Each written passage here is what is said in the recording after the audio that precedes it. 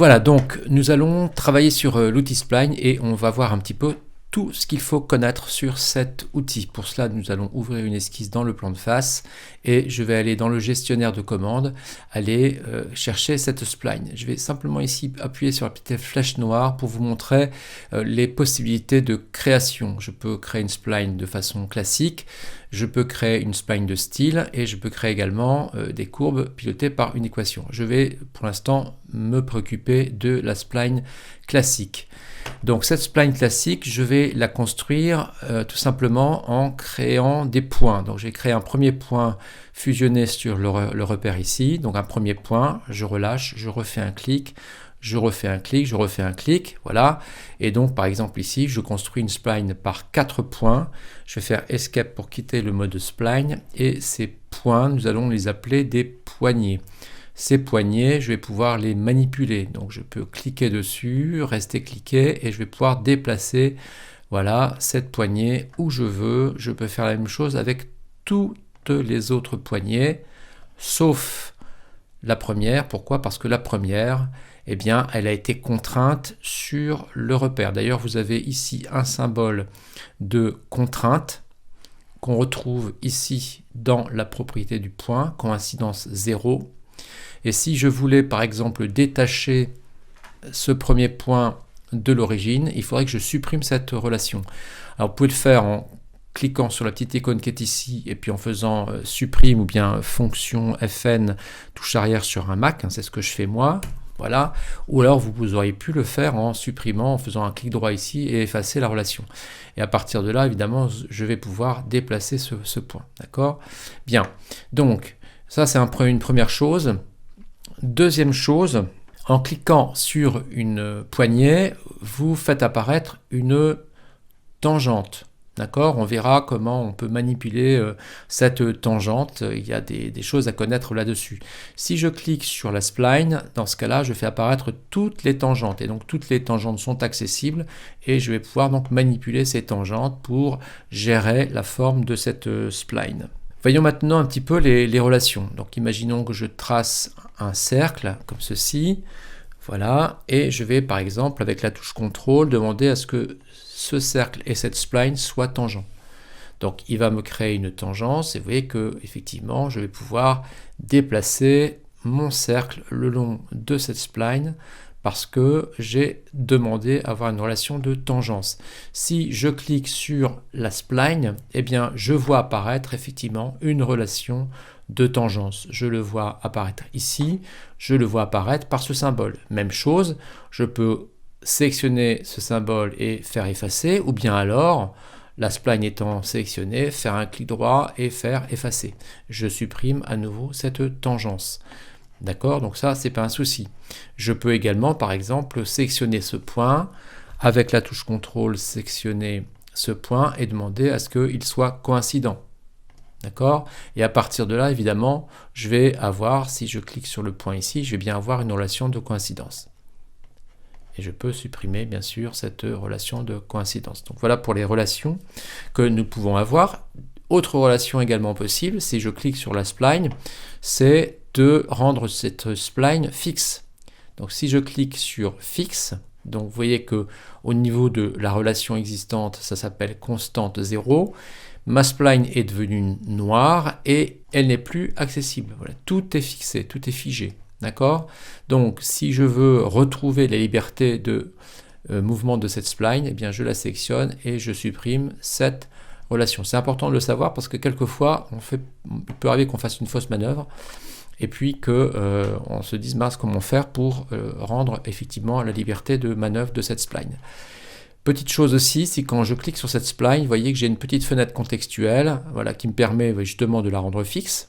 Donc c'est justement la situation où vous pourriez, sans faire attention, cliquer sur cette encre et puis vous dire tiens mince, qu'est-ce qui se passe, voilà. Donc il suffit de resélectionner et d'aller recliquer sur cette encre pour libérer votre spline. Normalement, alors il faut plutôt, non excusez-moi, vous ne pouvez pas le faire comme ça, il faut absolument supprimer dans l'interface ici. Ce que vous pouvez faire aussi, c'est cliquer sur la géométrie de construction. Vous voyez qu'ici, par exemple, je vais basculer du mode esquisse à un mode ligne de construction.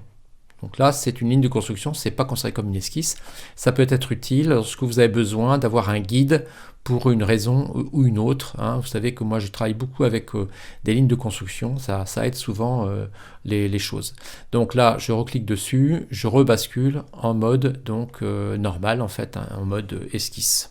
Je reclique sur ma spline et nous allons un petit peu voir les options. Donc les options, vous les retrouvez ici. Hein. Vous pouvez donc transformer cette spline en construction, mais on a vu qu'on pouvait le faire directement en cliquant ici, on vient de le voir. Vous pouvez également montrer la courbure. Donc si je clique sur montrer la courbure, je vois apparaître un réseau, voilà, qui me permet de voir un petit peu la courbure de cette spline. Ça, c'est très intéressant. On verra qu'il y a plein de situations où il est bon de faire apparaître ce réseau de courbures pour vérifier justement qu'il n'y a pas de rupture brutale de courbe. C'est le cas lorsqu'on modélise par exemple des éléments de carrosserie de voiture, parce qu'il peut arriver effectivement qu'on ait des points de rupture. Par exemple ici, je sais que j'ai un point d'inflexion. J'ai un point d'inflexion, pourquoi? Parce que au niveau de ce point, quelque part, alors c'est pas vraiment au niveau de ce point, hein, si je zoome, je vois que mon point d'inflexion, il est plutôt situé quelque part par ici, j'ai une inversion de ma courbure. Là, ici, le réseau de courbure est vers le haut, alors qu'ici, elle est vers le bas, et à la jonction des deux, j'ai un point d'inflexion. Alors, revoyez vos cours de maths, hein, si vous ne savez plus ce que c'est qu'un point d'inflexion. En tout cas, un point d'inflexion, c'est un point qui correspond à, si je place une tangente ici, eh bien j'ai la courbe qui va passer dessous la tangente, alors que de l'autre côté, elle va passer dessus la tangente. Hein, c'est ça le point d'inflexion. Voilà, on verra qu'on peut faire apparaître ces points d'inflexion. On verra ça après.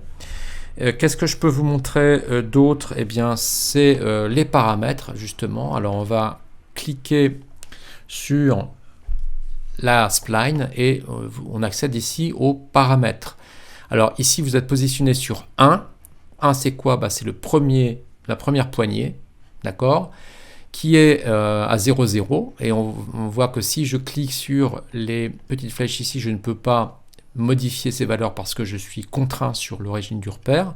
Par contre, si je clique ici et je passe à la poignée 2 qui passe en orange, cette poignée 2, je vais pouvoir la modifier. Alors ici, c'est incrémenté 10 par 10. D'accord? Donc forcément, ça va assez fort. Donc, on peut très bien taper une valeur exacte, tout simplement ici. Si je tape 55, et même chose ici, si je tape par exemple 25, voilà, je peux rentrer des valeurs précises. Alors, sauf qu'il n'a pas pris, donc 25. Voilà. Je peux taper des valeurs précises de cette façon-là. Je peux également cliquer sur pilotage par les tangentes et dans ce cas-là, vous voyez, j'ai ceci qui vient de s'ouvrir, qui devient éditable et qui va me permettre de jouer sur la tangente. Alors si je tape par exemple 30, voilà, je vois que j'ai basculé ma tangente de ce côté-ci. Si je tape moins 30, voilà, j'ai basculé la tangente de l'autre côté. Donc je vais pouvoir gérer évidemment, alors là j'ai tapé des valeurs assez grossières, mais si vous tapez moins 31, vous allez pouvoir donc régler l'angle de votre tangente de façon très précise. Ça c'est évidemment super, ça peut être super intéressant. Et enfin, en fait, eh bien, vous pouvez également restaurer cette poignée en cliquant sur le bouton restaurer. Voilà, donc voilà cette première petite série sur les splines. On n'a pas fini, hein, donc je vous invite à suivre le tutoriel suivant, enfin l'article de blog suivant qui va nous permettre de continuer à parler des splines.